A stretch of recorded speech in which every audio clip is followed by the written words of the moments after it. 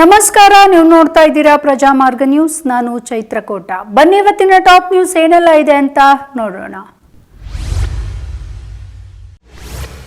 ವಿಶ್ವದ ದೊಡ್ಡಣ್ಣ ಅಮೆರಿಕಾದಲ್ಲಿ ಆರ್ಥಿಕ ಹಿಂಜರಿಕೆ ಭೀತಿ ನಡುವೆಯ ಬೆನ್ನಲ್ಲೇ ಭಾರತೀಯ ಷೇರು ಮಾರುಕಟ್ಟೆಯ ಮೇಲೂ ಕೂಡ ಇದು ಪರಿಣಾಮ ಬೀರಿದೆ.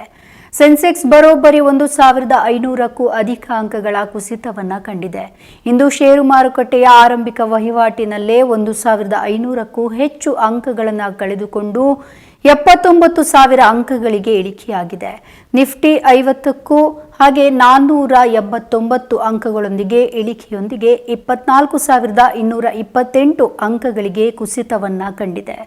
ಇದರಿಂದ ಭಾರತೀಯ ಮಾರುಕಟ್ಟೆ ಮಾತ್ರವಲ್ಲ, ಏಷ್ಯನ್ ಸ್ಟಾಕ್ ಮಾರ್ಕೆಟ್ ಹಾಗೆ ಜಪಾನ್ ಮೇಲೂ ಕೂಡ ಇದು ಪರಿಣಾಮವನ್ನ ಬೀರಿದೆ.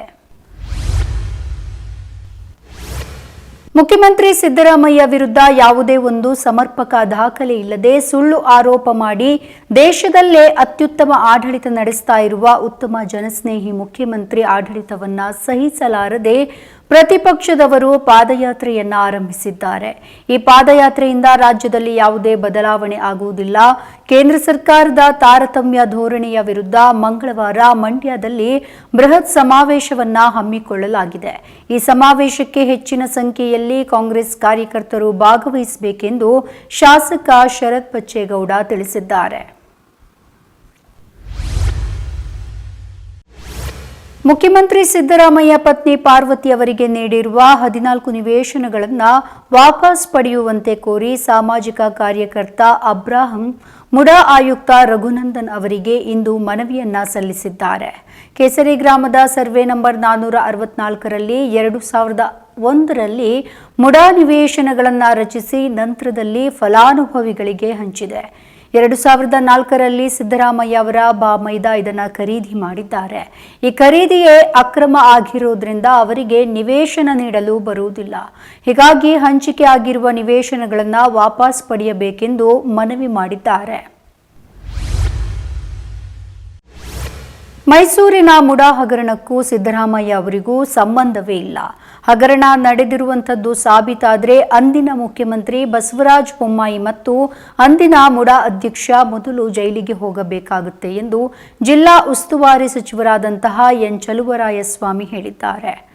ಆಗಸ್ಟ್ ಅಂದರೆ ನಾಳೆ ನಡೆಯಲಿರುವಂತಹ ಕಾಂಗ್ರೆಸ್ ಜನಾಂದೋಲನ ಸಮಾವೇಶದ ಸ್ಥಳ ಪರಿಶೀಲನೆಯನ್ನ ಇಂದು ನಡೆಸಿದ ಸಂದರ್ಭ ಮಾಧ್ಯಮದವರೊಂದಿಗೆ ಅವರು ಮಾತನಾಡಿದ್ದಾರೆ. 135 ಸ್ಥಾನಗಳನ್ನು ಗೆದ್ದು ಜನರಿಂದ ಆಯ್ಕೆಯಾಗಿ ಬಂದಿರುವ ಕಾಂಗ್ರೆಸ್ ಸರ್ಕಾರವನ್ನ ತೆಗಿತೀವಿ ಎಂದು ಬಿಜೆಪಿ ಜೆಡಿಎಸ್ ನಾಯಕರು ಹೇಳಿಕೆ ಕೊಡ್ತಾ ಇದ್ದಾರೆ. ಹೀಗೆ ಹೇಳುವುದು ಕ್ರಿಮಿನಲ್ ಅಪರಾಧ. ಈ ಆರೋಪದ ಅಡಿ ಇವರನ್ನ ಜೈಲಿಗೂ ಕೂಡ ಹಾಕಬಹುದು. ಪ್ರಜಾಪ್ರಭುತ್ವವನ್ನ ಕಗ್ಗೊಲೆ ಮಾಡ್ತಾ ಇದ್ದಾರೆ ಎಂದು ಕಿಡಿಕಾರಿದ್ದಾರೆ. ರಾಜ್ಯದಲ್ಲಿ ಸದ್ಯ ಸದ್ದು ಮಾಡ್ತಾ ಇರುವಂತಹ ಮೈಸೂರು ಚಲೋ ಮತ್ತು ಕಾಂಗ್ರೆಸ್ನ ಜನಾಂದೋಲನ ಸಭೆ ನಿರೀಕ್ಷೆಯಂತೆ ಕುಮಾರಸ್ವಾಮಿ ಕುಟುಂಬ ಮತ್ತು ಡಿಕೆ ಶಿವಕುಮಾರ್ ನಡುವಿನ ವಾಕ್ಸಮರಕ್ಕೆ ಇದು ವೇದಿಕೆಯಾಗಿದೆ. ಇಬ್ಬರು ನಾಯಕರು ತಮ್ಮ ತಮ್ಮ ಕುಟುಂಬದ ಆಸ್ತಿಯ ಬಗ್ಗೆ ಚಾಲೆಂಜ್ ಮಾಡ್ತಾ ಇದ್ದಾರೆ. ನನ್ನ ಕುಟುಂಬದ ಆಸ್ತಿ ಲೆಕ್ಕಾಚಾರ ಕೇಳ್ತಾ ಇದೀಯಾ? ಎಲ್ಲದಕ್ಕೂ ಲೆಕ್ಕ ಕೊಡ್ತೇನೆ. ಇದಕ್ಕೂ ಮೊದಲು ನಿನ್ನ ಸಹೋದರನ ಆಸ್ತಿ ಲೆಕ್ಕ ಕೊಡು ಎಂದು ಉಪಮುಖ್ಯಮಂತ್ರಿ ಡಿಕೆ ಶಿವಕುಮಾರ್ ಅವರು ಕೇಂದ್ರ ಸಚಿವ ಕುಮಾರಸ್ವಾಮಿ ಅವರಿಗೆ ಸವಾಲು ಎಸೆದಿದ್ದಾರೆ. ಮದ್ದೂರಿನಲ್ಲಿ ಜನಾಂದೋಲನ ಸಭೆಗೆ ಹೋಗುವ ಮುನ್ನ ಡಿಕೆ ಶಿವಕುಮಾರ್ ಈ ಸವಾಲನ್ನ ಕುಮಾರಸ್ವಾಮಿಗೆ ಎಸೆದಿದ್ದಾರೆ. ಮುಖ್ಯಮಂತ್ರಿ ಸಿದ್ದರಾಮಯ್ಯ ಅವರ ವಿರುದ್ಧವಾಗಿ ದಾಖಲೆಗಳನ್ನು ಹುಡುಕಿಕೊಂಡು ಯಾರ್ಯಾರ ಮನೆಗೆ ಹೋಗ್ತಿದ್ದಾರೆ ಎಂದು ಗೊತ್ತು. ಆದರೆ ಇವಾಗ ನಾನು ಸಿದ್ದರಾಮಯ್ಯ ಅವರ ಪರ ಎಂದು ನಾಟಕ ಆಡ್ತಿದ್ದಾರೆ ಎಂದು ಕೇಂದ್ರ ಸಚಿವ ಎಚ್.ಡಿ. ಕುಮಾರಸ್ವಾಮಿ ಗಂಭೀರ ಆರೋಪ ಮಾಡಿದ್ದಾರೆ. ಬಿಜೆಪಿ ಮತ್ತು ಜೆಡಿಎಸ್ ಪಾದಯಾತ್ರೆಯಲ್ಲಿ ಭಾಗಿಯಾಗಿ ಮಾತನಾಡಿದಂತಹ ಅವರು ಕಾಂಗ್ರೆಸ್ ಸರ್ಕಾರ 10 ವರ್ಷ ಅಧಿಕಾರದಲ್ಲಿ ಇರಲಿದೆ ಎಂದು ಡಿಕೆ ಶಿವಕುಮಾರ್ ಹೇಳಿದ್ದಾರೆ. ಆದರೆ ಕಾಂಗ್ರೆಸ್ನ ಪಾಪದ ಕೊಡ ತುಂಬಿದೆ. 10 ವರ್ಷ ಅಲ್ಲ, 10 ತಿಂಗಳು ಕೂಡ ಮುಂದುವರಿಯಲ್ಲ ಈ ಸರ್ಕಾರ ಎಂದು ಭವಿಷ್ಯ ನುಡಿದಿದ್ದಾರೆ. ಉಪಮುಖ್ಯಮಂತ್ರಿ ಡಿಕೆ ಶಿವಕುಮಾರ್ ಗೊಡ್ಡು ಬೆದರಿಕೆಗೆಲ್ಲ ಬಗ್ಗುವುದಿಲ್ಲ. ನನ್ನ ಬಗ್ಗೆ ಅದೇನು ಬಿಚ್ಚಿಡ್ತಾರೋ ಬಿಚ್ಚಿಡಲಿ ಎಂದು ಕೇಂದ್ರ ಸಚಿವ ಎಚ್.ಡಿ. ಕುಮಾರಸ್ವಾಮಿ ಸವಾಲು ಹಾಕಿದ್ದಾರೆ.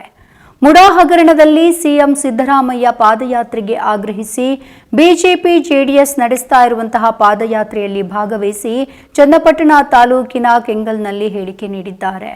ನನ್ನ ಬಗ್ಗೆ ಏನು ಬಿಚ್ಚಿಡ್ತಾರೋ ಬಿಚ್ಚಿಡ್ಲಿ. ಅಲ್ಲಿ ಯಾದಗಿರಿಯಲ್ಲಿ ಪಿಎಸ್ಐ ಪತ್ನಿ ಕಣ್ಣೀರನ್ನ ಇಡ್ತಾ ಇದ್ದಾರೆ. ಮೃತ ಪಿಎಸ್ಐ ಪತ್ನಿಗೆ ನ್ಯಾಯ ಕೊಡಿಸಲು ಈ ಸರ್ಕಾರಕ್ಕೆ ಆಗಲ್ಲ. ಮೊದಲು ಈ ಸರ್ಕಾರ ಆಕೆಗೆ ನ್ಯಾಯ ಒದಗಿಸುವ ಕೆಲಸ ಮಾಡಲಿ ಎಂದು ಕುಮಾರಸ್ವಾಮಿ ಹೇಳಿದ್ದಾರೆ. ವಾಲ್ಮೀಕಿ ಹಗರಣದಲ್ಲಿ ಮಾಜಿ ಸಚಿವ ಬಿ ನಾಗೇಂದ್ರ ಬಂಧನ ಆಗಿದೆ.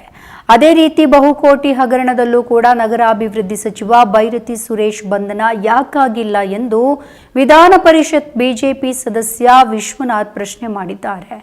ಬೆಂಗಳೂರು ಮೈಸೂರು ಪಾದಯಾತ್ರೆಯ ಉದ್ಘಾಟನಾ ಸಮಾರಂಭದಲ್ಲಿ ಮಾತನಾಡಿದಂತಹ ಅವರು, ಮುಡಾ ಹಗರಣಕ್ಕೆ ಸಂಬಂಧಿಸಿದಂತೆ ಮುಖ್ಯಮಂತ್ರಿ ಸಿದ್ದರಾಮಯ್ಯ ಅವರಿಗೆ ರಾಜ್ಯಪಾಲರು ನೋಟಿಸ್ ಕೊಟ್ಟಿದ್ದಾರೆ. ನೋಟಿಸ್ಗೆ ಉತ್ತರ ಕೊಡುವ ಬದಲಾಗಿ ಸಿಎಂ ಏನೋ ಮಾತನಾಡ್ತಾ ಇದ್ದಾರೆ ಎಂದು ವಾಗ್ದಾಳಿ ನಡೆಸಿದ್ದಾರೆ.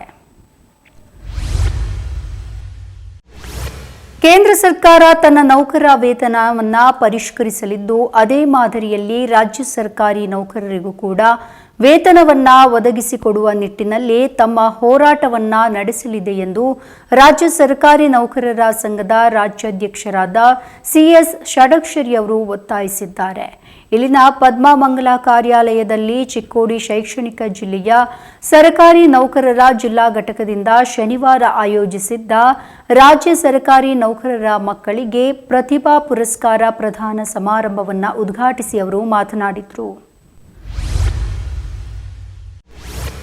ಯಾದಗಿರಿಯ ಪಿಎಸ್ಐ ಪರಶುರಾಮ್ ಅವರ ಅನುಮಾನಾಸ್ಪದ ಸಾವು ಪ್ರಕರಣವನ್ನು ಕೂಲಂಕುಷವಾಗಿ ತನಿಖೆ ನಡೆಸುವಂತೆ ಸೂಚನೆ ನೀಡಿದ್ದೇನೆ ಎಂದು ಗೃಹ ಸಚಿವರಾದಂತಹ ಡಾಕ್ಟರ್ ಜಿ ಪರಮೇಶ್ವರ್ ಅವರು ತಿಳಿಸಿದ್ದಾರೆ. ಸದಾಶಿವನಗರದ ತಮ್ಮ ನಿವಾಸದ ಬಳಿ ಸುದ್ದಿಗಾರರೊಂದಿಗೆ ಮಾತನಾಡಿದ ಅವರು, ಆತ್ಮಹತ್ಯೆ ಅವರು ಮಾಡಿಕೊಂಡಿಲ್ಲ, ಡೆತ್ ನೋಟ್ ಅನ್ನ ಬರೆದಿಟ್ಟಿಲ್ಲ, ವರ್ಗಾವಣೆ ವಿಚಾರಕ್ಕೆ ನೊಂದಿದ್ದರು ಎಂದು ಆತನ ಪತ್ನಿ ದೂರು ಕೊಟ್ಟಿದ್ದಾರೆ. ಅವರ ಆರೋಪವನ್ನ ಪರಿಗಣಿಸುತ್ತೇನೆ. ಆ ಆಯಾಮದಲ್ಲಿ ತನಿಖೆ ನಡೆಯಲಿದೆ.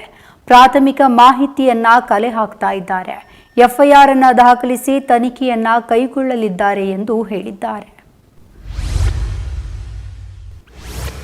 ಇವಿಷ್ಟು ಈ ಹೊತ್ತಿನ ಟಾಪ್ ನ್ಯೂಸ್. ವಿನೂತನ ಸುದ್ದಿಗಾಗಿ ನೋಡ್ತಾ ಇರಿ ಪ್ರಜಾಮಾರ್ಗ ನ್ಯೂಸ್. ಇದು ಜನಸಾಮಾನ್ಯರ ಧ್ವನಿ. ನಮಸ್ಕಾರ.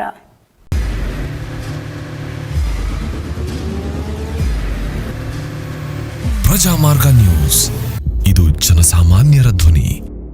ನಮಸ್ಕಾರ. ನೀವು ನೋಡ್ತಾ ಇದ್ದೀರಾ ಪ್ರಜಾಮಾರ್ಗ ನ್ಯೂಸ್. ರಾಷ್ಟ್ರದ ರಾಜ್ಯದ ರಾಜಕೀಯದ ಬಗ್ಗೆ ಹೆಚ್ಚಿನ ಸಿನಿಮಾ ಅಪ್ಡೇಟ್ಗಳಿಗಾಗಿ ಫಸ್ಟ್ ಲೈಕ್ ಮಾಡಿ, ಸಬ್ಸ್ಕ್ರೈಬ್ ಆಗಿ, ಹಾಗೆ ಫಾಲೋ ಕೂಡ ಮಾಡಬೇಕು.